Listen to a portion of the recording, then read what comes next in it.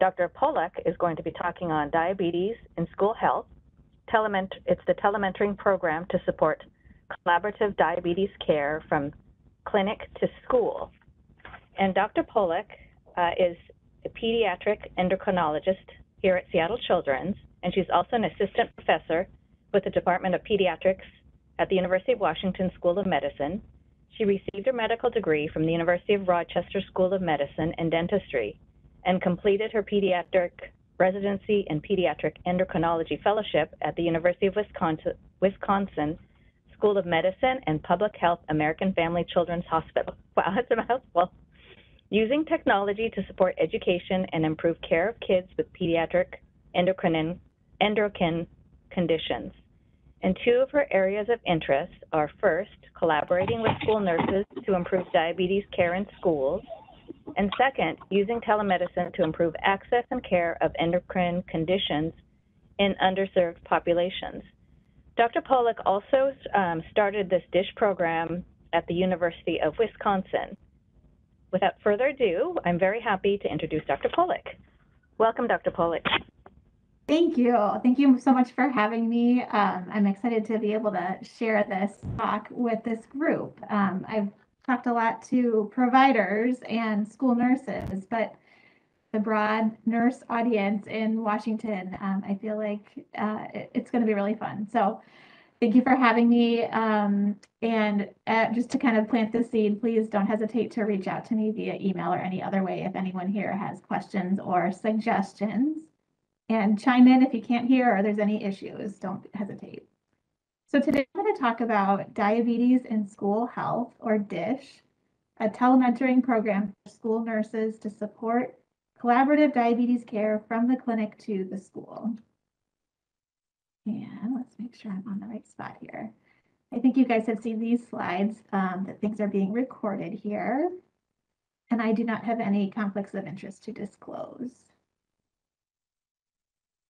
So just to give you an outline today, I'm going to talk a little bit about diabetes disparities in kids, schools, and their impact on health, and then tell you all about DiSH, the program that's the center of this talk, as well as how it kind of moved from Wisconsin to Washington and what I've learned. The objectives are to illustrate how the school setting presents an opportunity to narrow the health equity gap and improve child health, to discuss challenges school nurses face in the care of students with diabetes, to explain the purpose of Project ECHO and the community of practice educational models, to discuss the Diabetes in School Health, or DiSH program, which is the collaborative educational telementoring program to improve diabetes care in schools. So first, a little background on diabetes disparities. With the broad audience, I didn't know, exactly what everyone's experience and understanding has been. So this may be review for some people, it may be a surprise. So there are racial, socioeconomic, all different kinds of disparities in diabetes in kids and adults. I'm going to focus on racial disparities in youth. And the big ones are the hemoglobin A1C, which is the marker of glycemic control. So how the average blood sugar is over 3 months.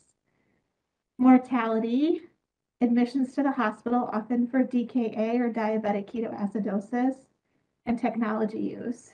And the punchline is that children of color are more likely to have problems accessing specialty care than their white counterparts. And all of these other markers tend to have disparities as well. And actually, I can be able to show you my face, which is nice. Okay. So just a second, there was an annotation request that I didn't intend to say yes to here. Okay, there we go. So the most recent study looking at these disparities was just a year or two ago in Pittsburgh. And the group there looked at their electronic medical records of kids over a couple years and looked at these key areas. So healthcare utilization, how often are they coming to appointments, needing to use the emergency department, get hospitalized? Technology use, insulin pumps, sensors or continuous glucose monitors, and then the A1C, that marker for glycemic control, and compared by race and insurance type as a proxy for socioeconomic status. And so what I've highlighted in yellow are sort of the striking differences, and there's 3 columns to look at. So the first column is the characteristics. The next column are the numbers for non-Hispanic Black children. The column highlighted in green is non-Hispanic white. And next to that is Hispanic children.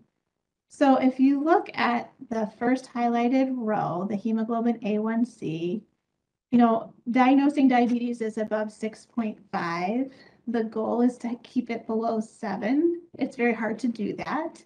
But you can see in the non-Hispanic Black population, the most recent A1C was 9.4 compared to 7.8 in the white population and 8.6 in the Hispanic population. I'm off my animation game here. So then we'll look down at the hospitalizations, and the rates of kids having more than one hospitalization, you can see, are different as well. So in the Black population, 18%, not uncommon. In the white population, 3%, and Hispanic, 10%. And then the last 2 are technology use, so CGM or sensor for glucose monitoring, and insulin pumps. So they are much more common, 60 to 70% in the white population in that middle column compared to the Black population and Hispanic population. So pretty striking. And to summarize that, Black youth with diabetes are at risk for having higher A1Cs, higher hospital admission rates, lower likelihood to be on technology than their white counterparts. And unfortunately, all of these markers are predictors of long-term early complication and morbidity mortality. This other paper is even more striking to me when I found this. So this is truly just looking at death rates in children in the United States between 2000 and 2014. And the next page is going to show you trends of these rates for patients that the death was related to diabetes. And so highlighted in yellow on the top is the rates for Black non-Hispanic. The y-axis up and down here is the death rate per million. The x-axis is over time, starting far to the left at 2000 and all the way to the right at 2014. So you can see the bottom 3 lines, white, sorry, one second here. White, Hispanic, and all comers are all close to about 1 per million as the death rate. And the Black population, while it looks like it is heading in an improved direction, is almost double that of the other races. And so what's even more striking about this is there's a higher prevalence and incidence of diabetes among whites than among Blacks. So this is probably even more dramatic than we're seeing.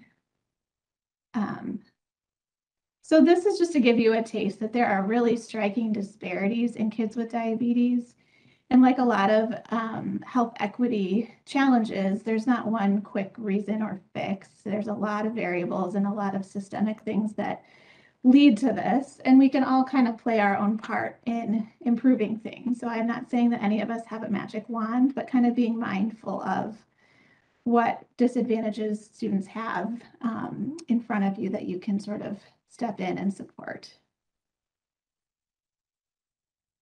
So next, I will move on to schools and their potential impact on health.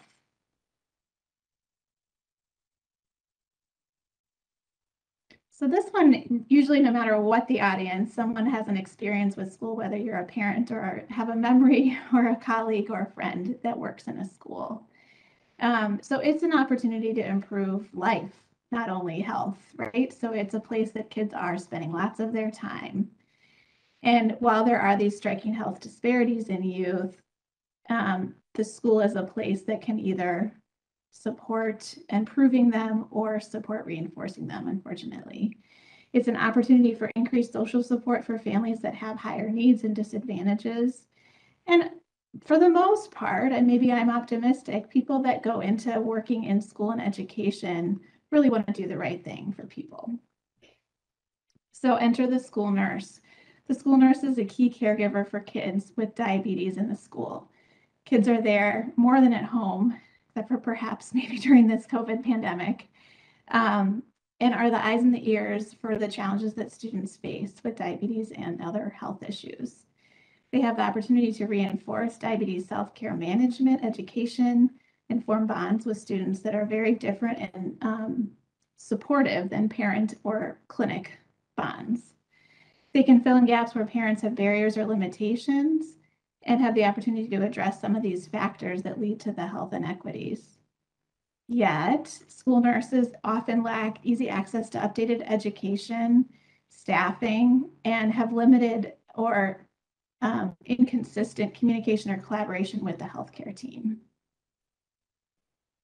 So a couple of studies kind of looking at school management of diabetes highlight some of these challenges, that there's staffing issues. So number of school nurses available to care for kids in schools is limited. There's a lot of legal and liability challenges with delegation for what role can deliver what kind of care, and when it comes to healthcare and diabetes care in particular. And I'll get to this later, but that's fairly state dependent. Most schools don't have robust mental health support for students. Some do, some don't. And each individual student has very intense demands depending on their circumstances. And diabetes is not the only thing that school nurses are caring for, obviously, especially now. There's also a lack of updated education with diabetes technology changing every week, month, year. In fact, this morning I got an alert that one of the new closed loop insulin systems is just approved by the FDA.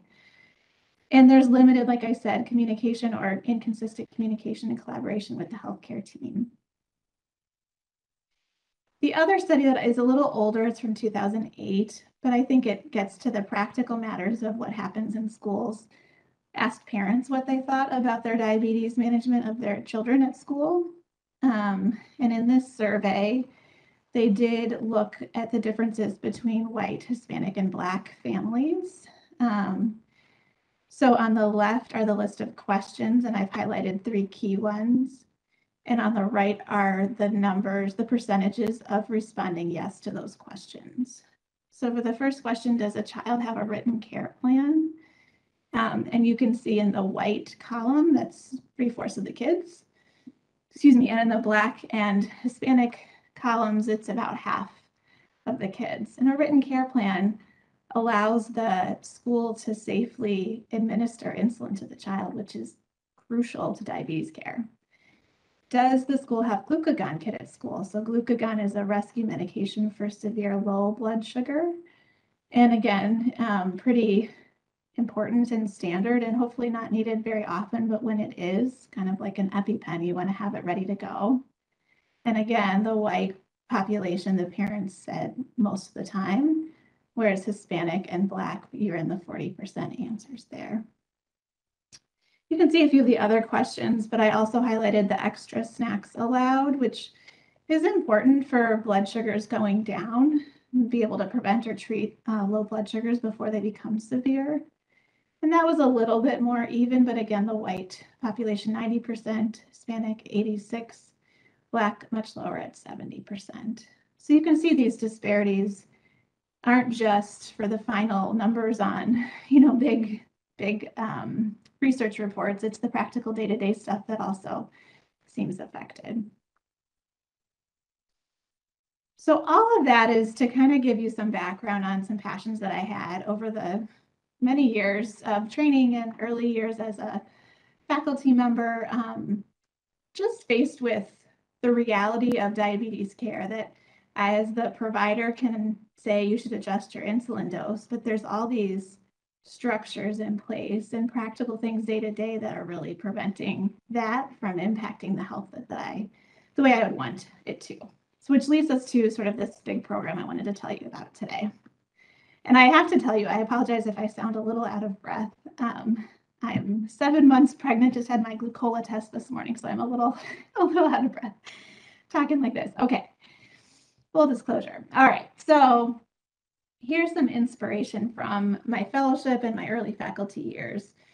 A lot of the work that I felt like made a difference for an individual patient was when I teamed up with other people that could work with that family and saw different aspects than I did that they could impact. So that is kind of the background. We've talked about diabetes health disparities, that these are striking and really should be improved. School nurses and other personnel at school are central in a child's diabetes care day to day. Yet access to up-to-date technological and practical diabetes education, like we talked about, is more limited. But both the diabetes clinic teams and the school health teams really want to help kids with diabetes thrive.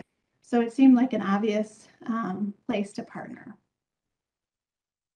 So meanwhile, this was a couple of years ago, a surgeon asked me to do a talk about diabetic ketoacidosis because he was working with the emergency department and giving them some educational tools. So I did this talk, and it was under this format, Project Echo, which I'm not sure if anybody has heard of. Feel free to wave the hands. But Project Echo, I'll tell you a little bit about, and it sort of gave me the idea that put together some of this inspiration into what became a program. So it's a program that's based on telementoring. And it's been around before Zoom was very popular, but it is based on Zoom. And telementoring is the use of any audio, video, or telecommunications or electronic information processing to provide individual guidance or instruction, which supports the connectivity and conversations implicit in successful community of practice strategies. So a lot of words to say, let's use technology to connect and learn together.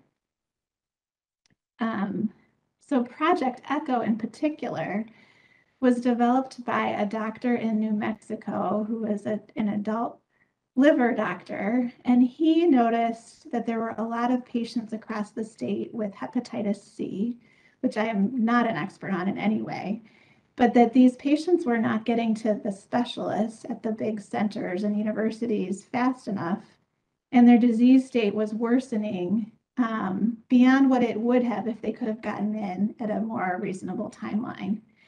Yet he couldn't get more resources to get them in sooner.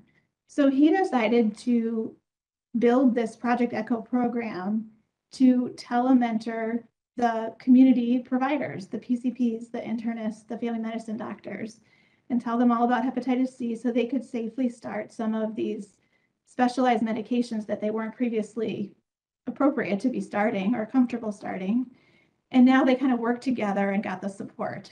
And so that's sort of the model. It's a learning community. Everyone's teaching, everyone's learning and sharing, but there's sort of an expert hub and then spokes around that like a wheel that traditionally are PCPs. And the PCPs then share cases. The experts chime in with suggestions. Other PCPs provide practical tips or share their experiences. So everyone sort of learns together. So this sounded really cool to me. And it started kind of getting me thinking about this school thing.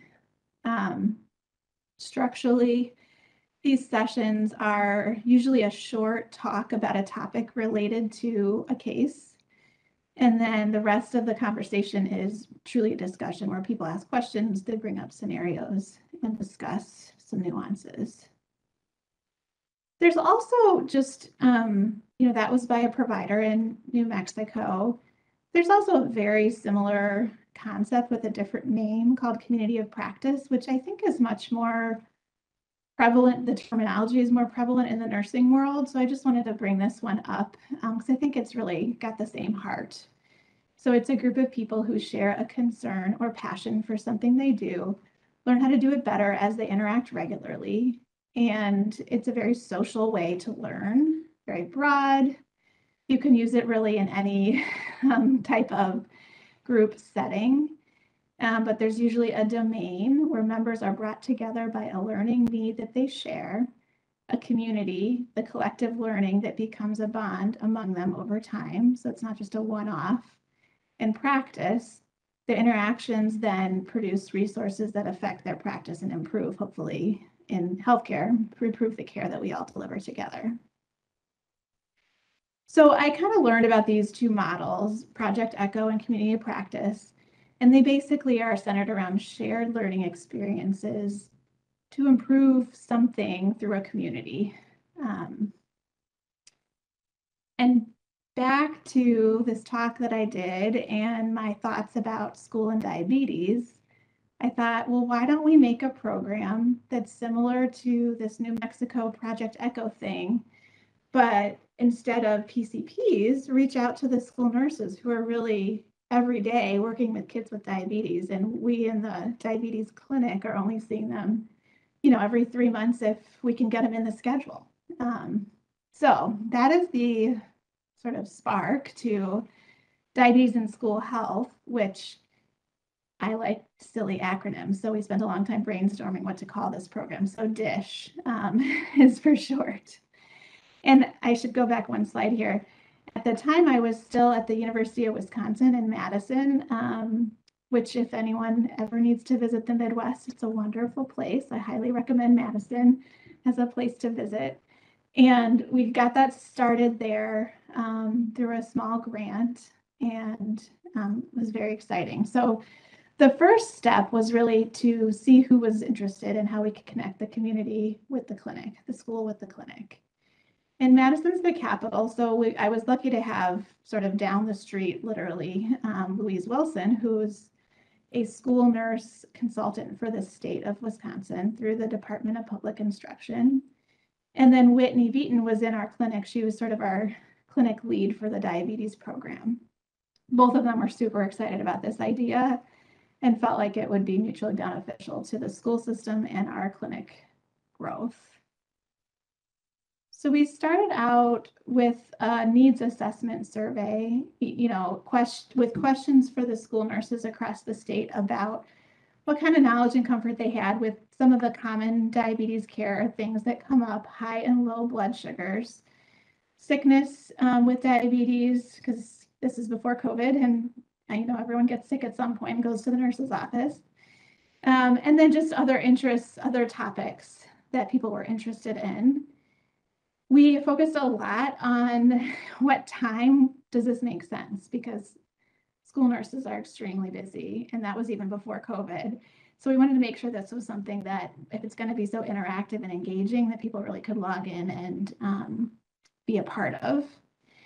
And then we got our IRB, our sort of research approval to be able to look at how we were doing once we developed this program. And this is a table of the results. So this was fall 2019. And you can kind of see we didn't get a huge turnout. We sent it to an email listserv that went throughout the state to school nurses that had sort of updates on education and things like that. So we got 60 back, most of them in the non parentheses is the percent. So 46% rural, 35% suburban, 11% urban, which is probably pretty in line with Wisconsin. And the two questions I'm highlighting here are comfort with high and low blood sugars and knowledge about illness. And you can see there's some people that are extremely comfortable with these, and there's some that's sort of in the middle. And then the minority are uncomfortable.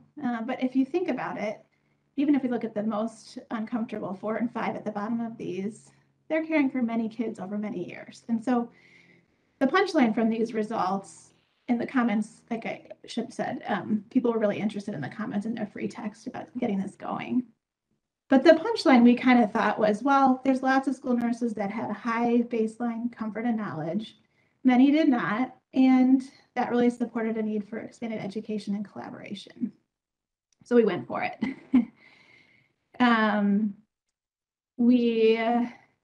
So we developed diabetes in school health, and based on this ECHO model, we did do some training to get the ECHO approval to call it a Project ECHO program. We got a small grant from CARS Curing Kids, which basically supports the infrastructure. So promoting the sessions, email campaigns, some prizes for surveys that we've sent out, that kind of thing. We made a planning committee to make sure we thought this through carefully. The AAP training is what I mentioned, to make sure we were doing this in a thoughtful way in line with Project ECHO. And the grant I mentioned. And then very importantly, we recruited this undergrad student, Bobby, who you'll see a picture of at the end, who has been just central to this. And she's now a med student and is just helps us run the program. So here's our planning committee in Wisconsin.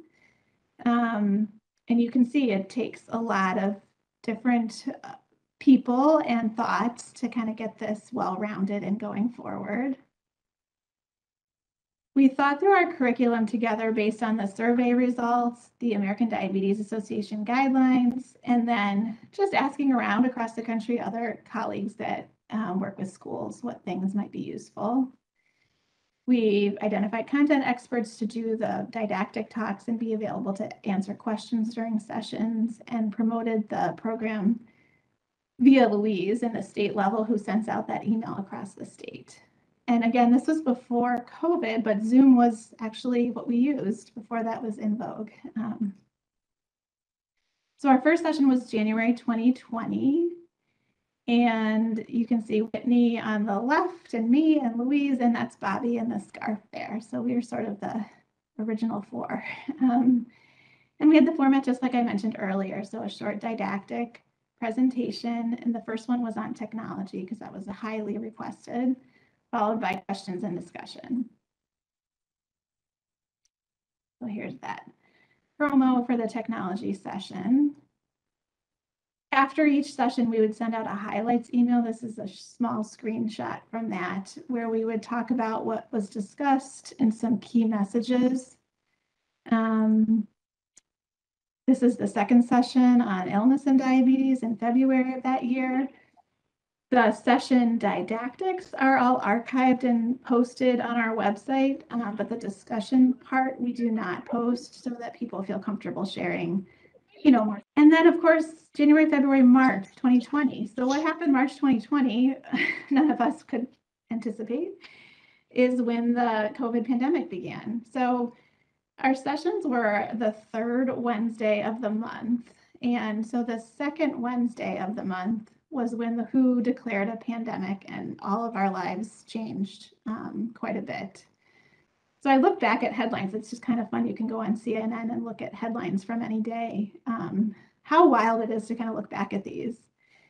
But in any case, we had a week to decide what to do about that. Most things were shutting down, but we were already a Zoom program, and we already had school nurses aware of our program, and schools were definitely affected right away. So we decided, instead of to do our planned program on diabetes highs and lows, we recruited a pediatric infectious disease expert, Jim Conway, to come on that Wednesday on short notice and just talk about what we knew about COVID in that first week, basically. And it was extremely well attended, as you can imagine. So the rest of that first year, we had once a month sessions. We did talk about COVID at almost every session in some way, shape, or form, but we tried to go back to focus on diabetes for the most part. So this slide shows you the topics that we covered in our first season, our first 9 sessions: technology, sickness, that special COVID session, psychosocial adjustments, which is huge in diabetes, the gray areas, which is a lot about legalities, liabilities, how to make decisions on the spot that don't feel quite supported by your policies, diabetes roller coasters, managing highs and lows, newly diagnosed, what happens in the hospital, which just it's different in every hospital. So some places are inpatient, some places are outpatient. I'll just plant that seed. And then COVID and diabetes, what we knew by the summer about how those intersect at all. So that was our first season. You can see our attendance was variable in the 30s to the 100s throughout that year, but we thought it was a success. In the summer, since school is out, we decided to do something called a la carte sessions to go along with the DiSH theme. And these were pre-recorded short 10-minute sessions that could be accessed at any time, and we thought would be really kind of foundational to anyone that cared for kids with diabetes. And we're doing them again each summer. So the next season, just to give you a taste for topics, we talked about exercise. Again, these are monthly: teens with diabetes, type 2 diabetes, nutrition, carbs and diabetes, an update on technology, more updates on COVID. So, excuse me, lots of areas there. And then I'll talk about how this kind of came to Washington. So that was all in Wisconsin. And as life happens, my husband accepted a fellowship out here in Seattle, and we transitioned from Wisconsin to Washington that summer of 2020 in the middle of COVID, which was interesting. But that family story is separate. I want to talk a little bit about DiSH and how we got it in Washington going. So the first thing was to sort of get the lay of the land of the Washington school nurse world. And Washington is very well organized compared to other states that I've looked into this in, and that there's the school nurse corps. And I saw a couple of friendly names on here who are involved and familiar with this. So this is a statewide program funded by the legislature to provide nursing services, especially to small and rural school districts with limited or no school nursing services.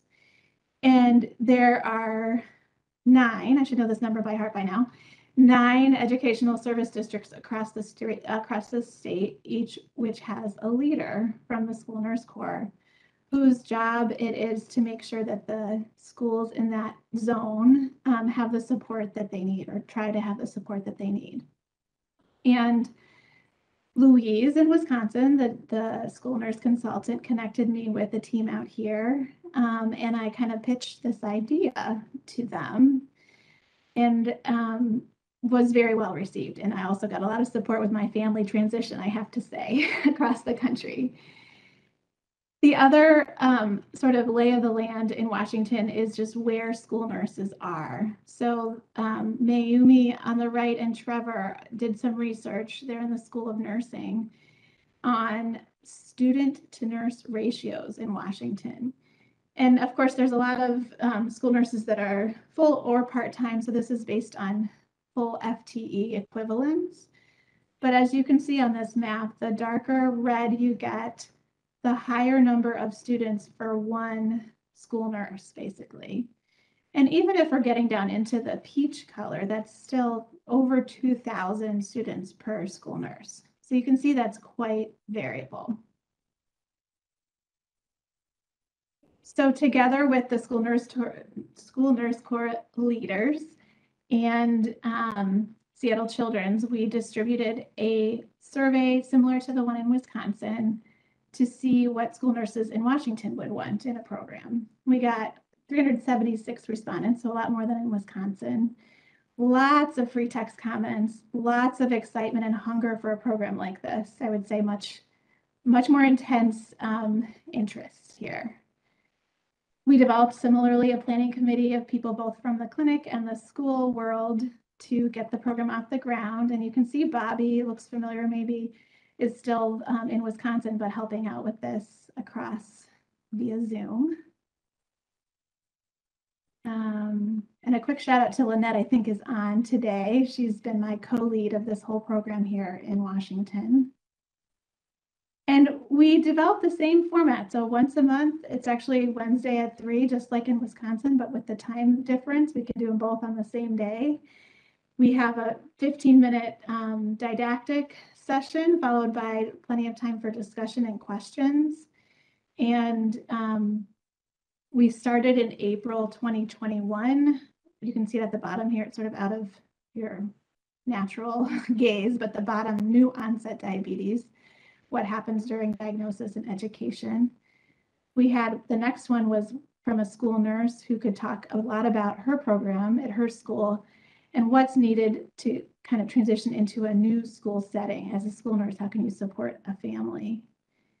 We had a back to school session about school orders and logistics between the clinic and the schools, supporting mental health, illness with diabetes. And our attendance, has been variable, but I would say a little bit higher here than Wisconsin. Most recently, we had a technology session in November. In December, we just had a carb counting and nutrition session, and then in January, type 2 diabetes. Like I said earlier, all of these sessions are the didactic portion, are recorded and posted online, so you could look back at them if interested. We just had a discussion about what the shelf life is of these as technology changes so fast, so we'll try to update things to make sure that out-of-date information is either taken off or pointed out. But beyond what's posted and archived, those actual sessions, whether there's 15 people on or 200, there's really great conversations. And I feel like the connections and the support between school nurses, between the clinic, and how much we've all learned has been so valuable to me, both in Wisconsin and in Washington. So in summary, I left a lot of time for questions because I guess I probably sped through there, but together with the dedicated partners in Wisconsin, we've grown Diabetes in School Health, or DiSH, into an in-demand telementoring program that has the potential to improve diabetes care in schools and increase collaboration between clinic and school health teams. And I hope tackle some of these health disparities, which, circling back to that, that's the challenge, is then how do we kind of target this effort and make sure the kids that need it most are getting the care that they need. So what's next? So I'm an endocrinologist, so I always like to have a growth chart in the talk that I do. So this is my growth chart for this talk. So next up, I started with Wisconsin, Project Echo, brought it to Washington. Montana is interested, and there's a big grant that's supporting telemedicine for pediatric diabetes that I think we'll be able to get a DiSH program off the ground there. I want to look a little bit at the disparities and where our participant schools are and what kind of sort of socioeconomic backgrounds are in those regions to see if we can target things better.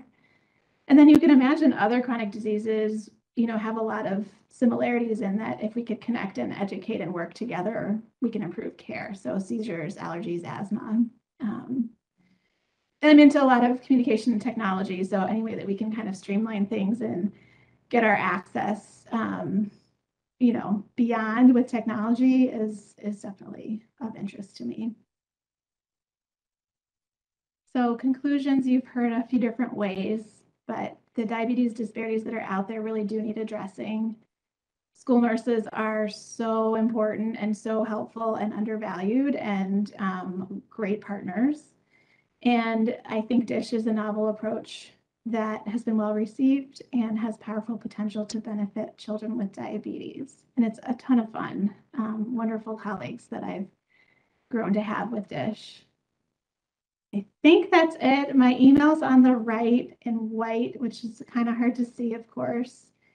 A little shout out to Dave Allen, who's in this picture with the salt and pepper hair. He's one of my original mentors from fellowship in Wisconsin. He always encouraged me to think outside the box and just give stuff a try. And so I'm very thankful that I did.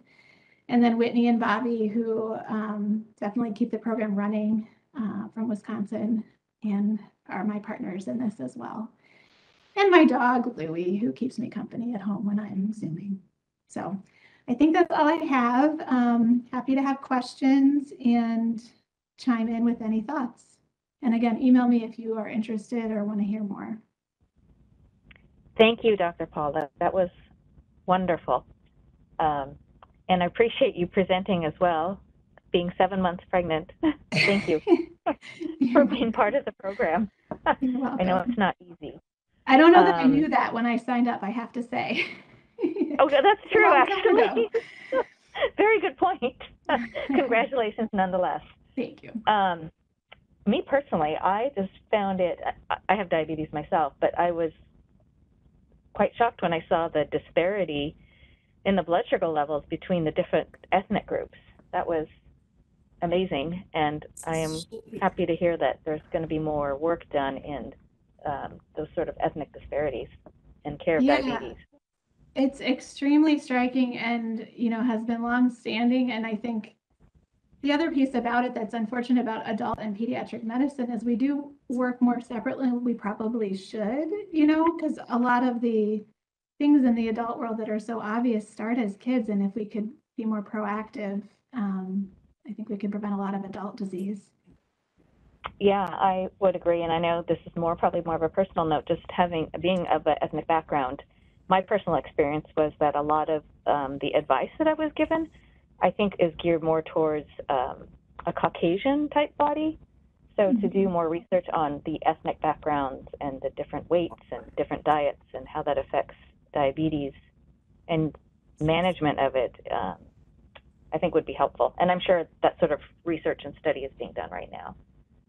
Yeah, for sure. I think it just highlights how how part of healthcare, but I'm so focused in diabetes, individualizing what you do to the person in front of you and really figuring out like what their life and world and body is so important. So yeah, I agree. Yeah. So we do have some questions.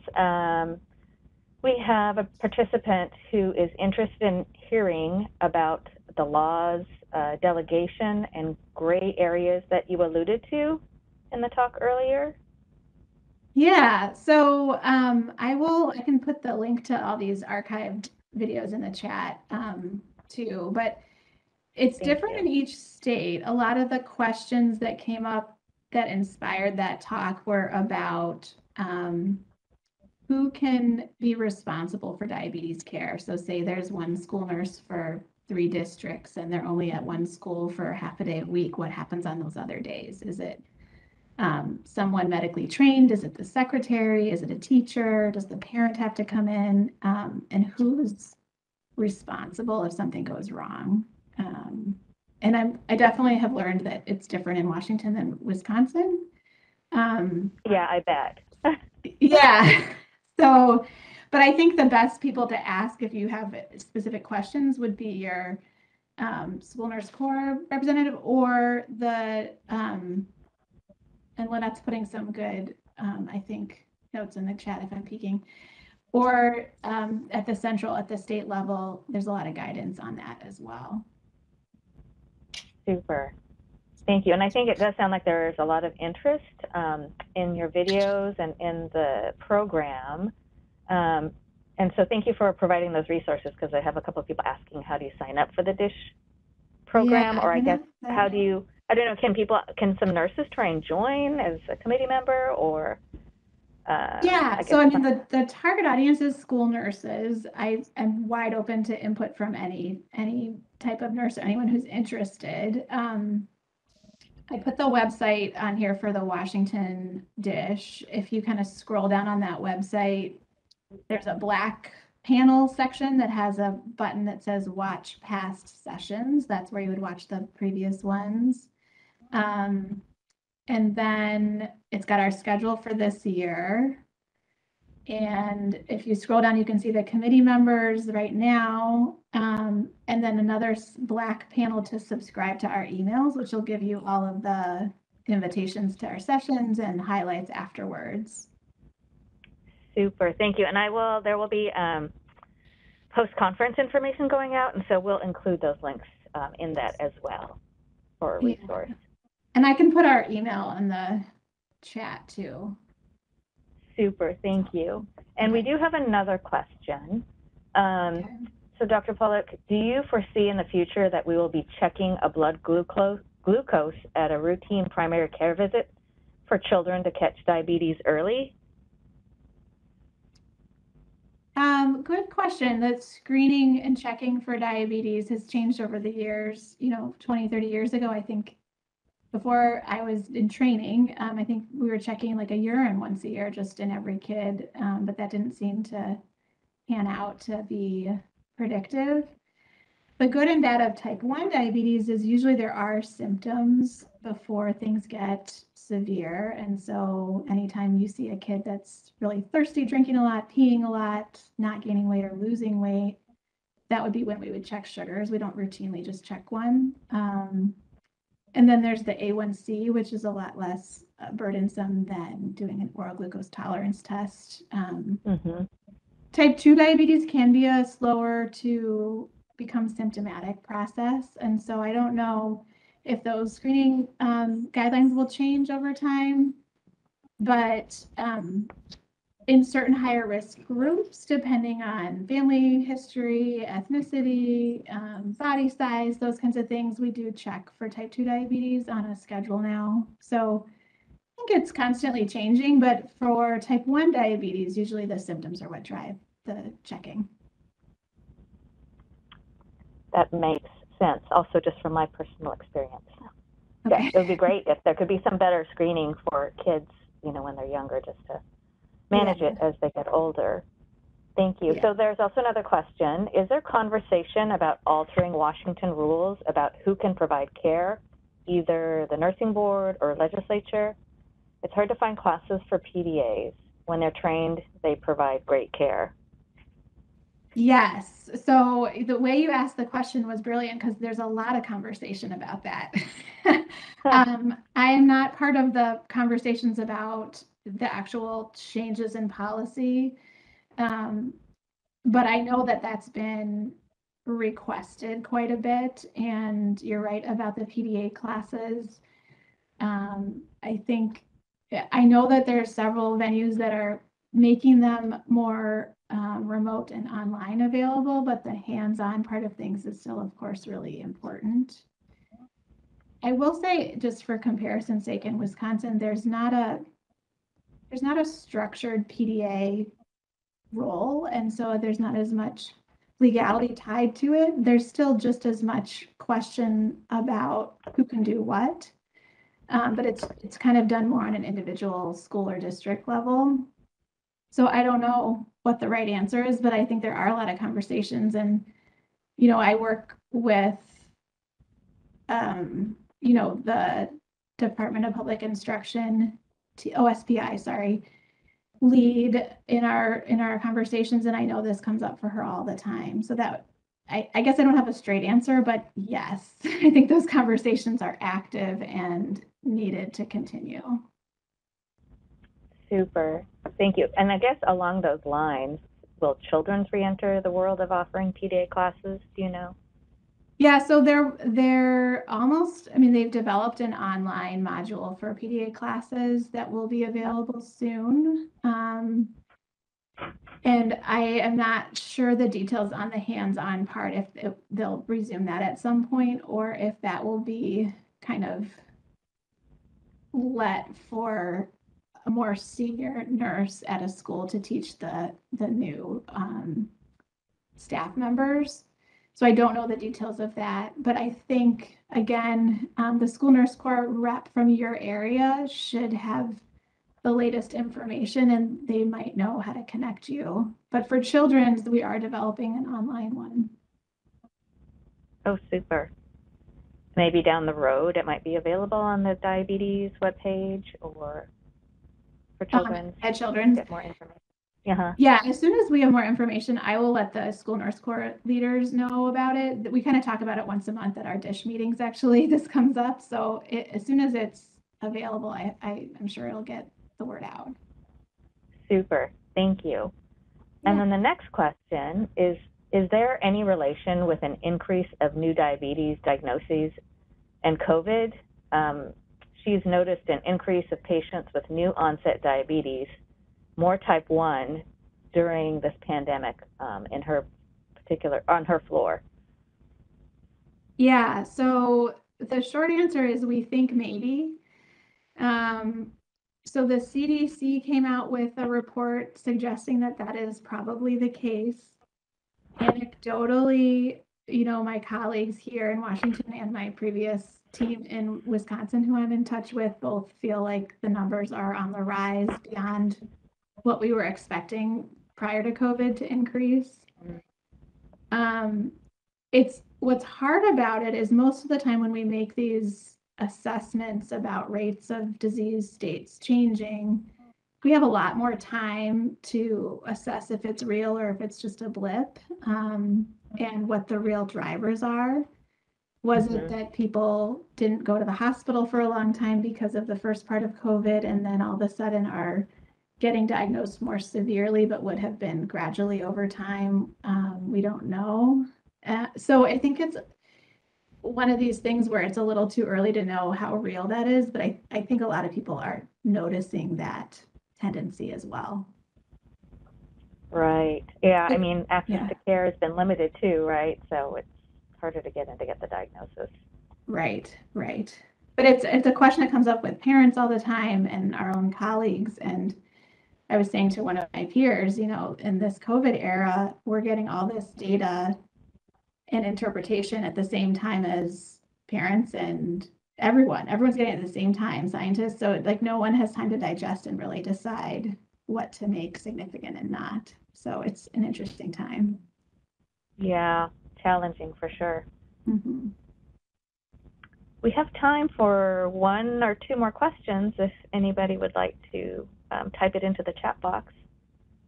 Oh, here we go. What's the physiology behind that? Perhaps, I guess, a new diabetes diagnosis, and why is this happening? Yeah, we don't really know. I think a lot of people wonder about the viral effects on the immune system. That's been proposed for a long time to cause type 1 diabetes, but it's never been really totally confirmed or figured out how that could be. You know, previously type 1 diabetes, there's usually a peak in the late fall, like October, November, and then late winter. So we kind of thought maybe it was viral season. But Oh, interesting. no one's ever been able to really confirm that. So that, again, that's kind of hand waving. But the short answer is we don't really know right now. So I'm sorry, was that trend in type 1 diabetes? With Type 1. Type 1. Oh, okay. Because it's In autoimmune. Kids or adults or anyone. Yeah, just the autoimmune nature of it. Could it be a virus affecting the immune system? Interesting. But again, that's sort of, it's a theory. It's not been completely proven. Got it. We have time for one more question, if anybody would like to enter it in the chat. I am personally just very excited about this program and that you have come to the state of Washington to make it available. I think those videos in particular are a great resource. I know that school nurses have always asked for more information on diabetes care and management. So thank you. You're welcome. Thanks for having me again. And yeah, if anyone has questions or is interested, don't hesitate to reach out. I'll put my own email too, in case it's not DiSH, just diabetes and that related. You're welcome to email me directly. Thank you very much for doing that. And thank you for presenting today. You're welcome. Thanks for having me. To have you. So, actually, one more. We'll squeeze this in. Are there clusters of higher incidence by region of type 1 diabetes? I don't know the answer to that. You know, globally, historically, what you learn in medical school is that it's more common in Scandinavian countries than anywhere else. It's sort of that stereotypical, like, blonde, tall, white family in Scandinavia. But that's pretty broad and that's pretty old also. So I think if we look closer at pockets in our current age, I don't know the answer to that. I almost feel like there's perhaps more access to that data than there would be to other groups, and perhaps maybe that's why you see more of a prevalence with those groups. Yeah, I mean, there's definitely more access to that data. That group is found to have higher incidence of autoimmune diseases in general, not just type 1 diabetes. So we think that that's genetic, but I think there's way more to come once we have more population health information. Super. Thank you so much. You're welcome. Thank you.